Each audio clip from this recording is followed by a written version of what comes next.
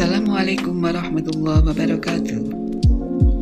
Selamat berjumpa kembali dengan Bu Ainul dalam kegiatan pembelajaran PPKN pada pertemuan daring yang kedua.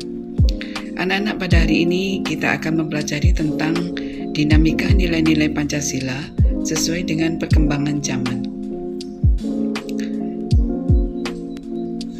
Pada pembelajaran kali ini, apa yang harus kalian capai setelah pembelajaran berlangsung? Yang pertama, kalian harus mampu menjelaskan konsekuensi logis diterimanya Pancasila sebagai dasar negara dan pandangan hidup bangsa. Yang kedua, kalian harus mampu menjelaskan hakikat ideologi terbuka. Tujuan yang ketiga, kalian harus mampu menjelaskan kedudukan Pancasila sebagai ideologi terbuka. Yang keempat, kalian harus mampu mendeskripsikan nilai-nilai yang terkandung dalam Pancasila sebagai ideologi terbuka. Nah, semoga tujuan kita hari ini bisa tercapai. Marilah kita lanjutkan dengan pembelajaran yang pertama. Konsekuensi logis diterimanya Pancasila sebagai dasar negara dan pandangan hidup bangsa. Apa artinya maksud dari konsekuensi logis? Konsekuensi logis adalah bahwa akibat secara logisnya, kalau kita sudah menerima Pancasila sebagai dasar dan pandangan hidup bangsa, itu apa? Kita lihat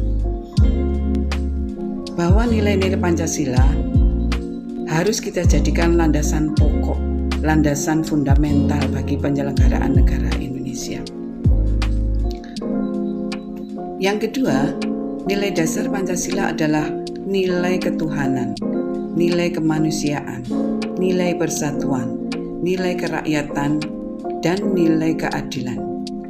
Nilai-nilai dasar Pancasila dapat menyesuaikan diri dengan perkembangan zaman.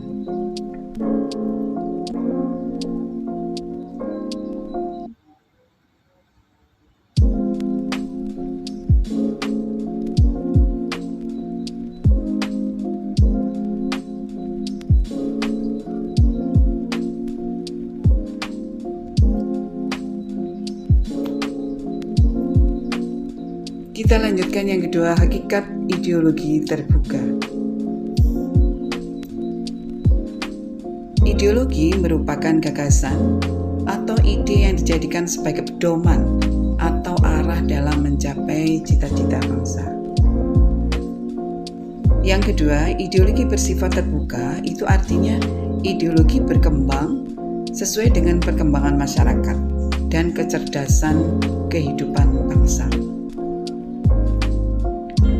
Ideologi terbuka juga memiliki pengertian senantiasa mendorong terjadinya perkembangan pemikiran baru tentang ideologi tersebut tanpa harus kehilangan jati dirinya. Kita lanjutkan, berikutnya adalah kedudukan Pancasila sebagai ideologi terbuka.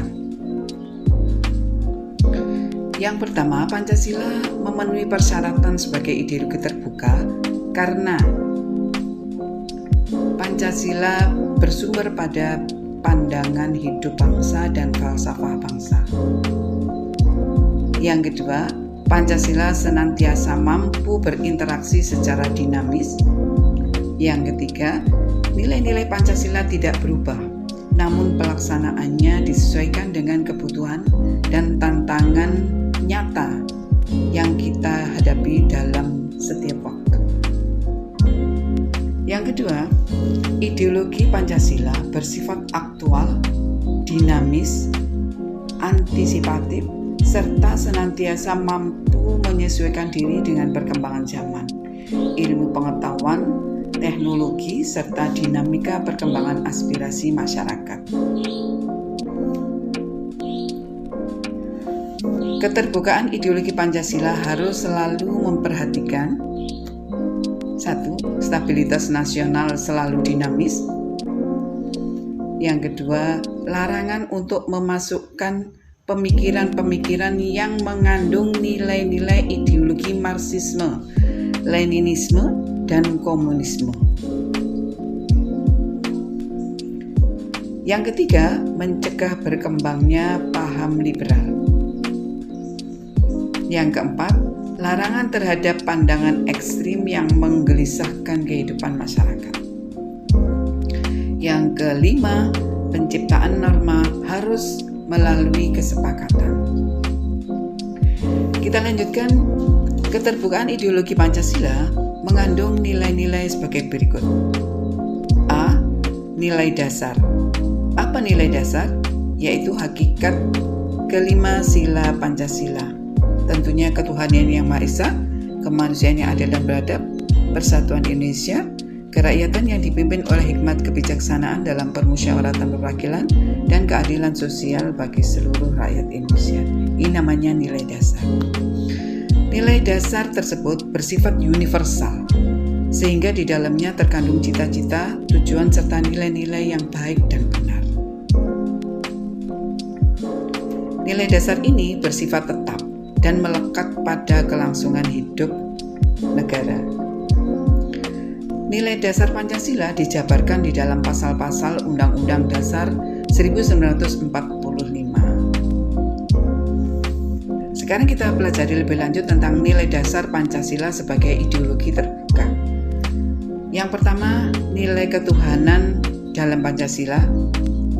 Yang kedua, nilai kemanusiaan di dalam Pancasila. Yang ketiga, nilai persatuan dalam Pancasila.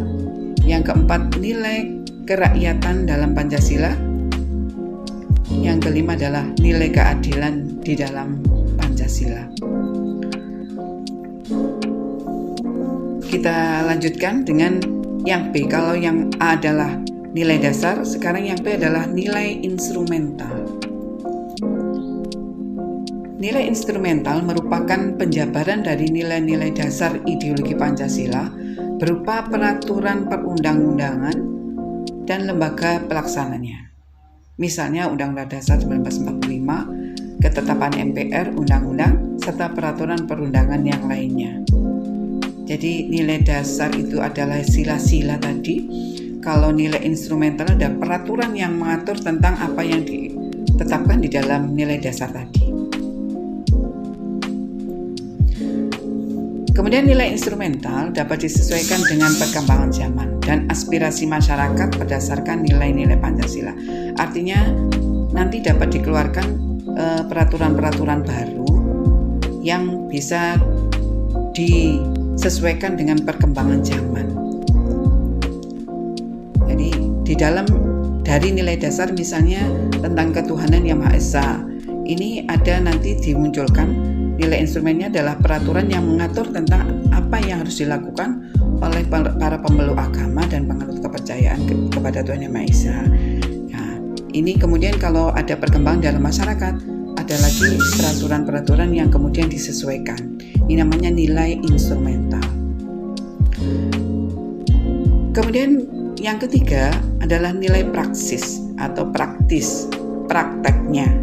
Merupakan realisasi dari nilai-nilai instrumental berupa suatu pengalaman nyata dalam kehidupan sehari-hari dalam bermasyarakat, berbangsa, dan bernegara.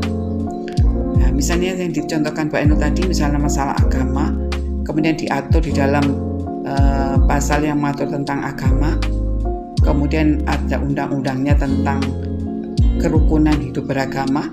Kemudian prakteknya di dalam kehidupan masyarakat itu adanya toleransi beragama. Ini namanya nilai praksis.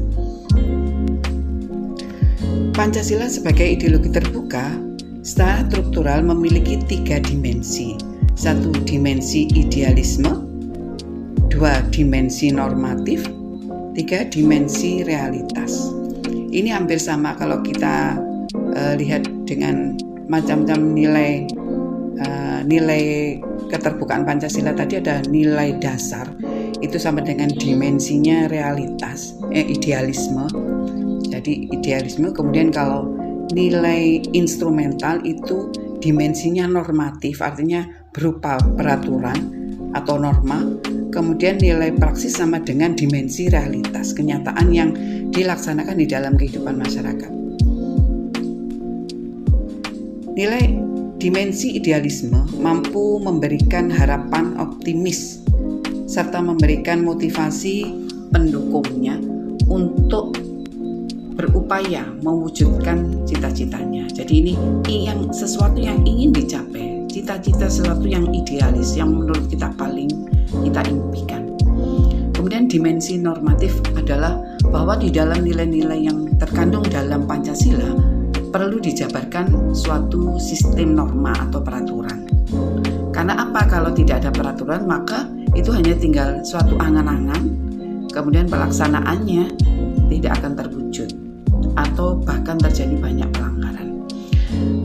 Kemudian dimensi realitas, bahwa suatu ideologi harus mampu mencerminkan realitas kehidupan yang berkembang dalam masyarakat. Ini harus diwujudkan secara nyata, bukan hanya suatu yang idealisme, hanya suatu angan-angan tanpa dilaksanakan secara nyata.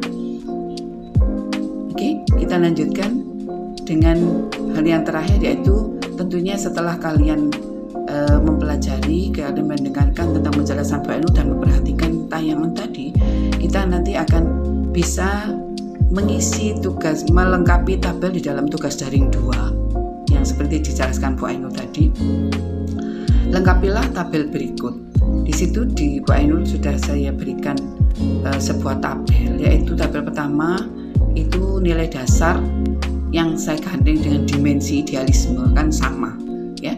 Kemudian nilai instrumental, ini gandengannya adalah dimensi normatif, artinya yang berwujud atau berupa peraturan perundang-undangan.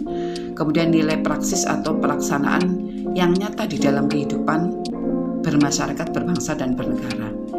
Setiap kolom sudah dicontohkan Bu Ainul bagaimana mengisinya, maka lengkapilah kolom-kolom yang masih kosong. Untuk gambar silakan boleh ditulis tangan, boleh, hanya saya sudah saya wakili 3 gambar, yang 2 silakan kalian yang mengisi, dan kolom yang lain. Tugas yang kedua ada di dalam buku paket. Saya harapkan kalian semua mengerjakan tugas dari ini sebaik-baiknya dengan memperhatikan penjelasan Bu Ainul, juga dengan berdasarkan pada buku paket yang sudah kalian siapkan. Selamat belajar, selamat mengerjakan tugas. Semoga semuanya diberi kemudahan. Semoga apa yang kalian pelajari hari ini ada manfaatnya bagi kalian semua. Demikian penjelasan Bu Ainul. Saya akhiri. Wabillahi taufiq wal hidayah. Wassalamualaikum warahmatullahi wabarakatuh.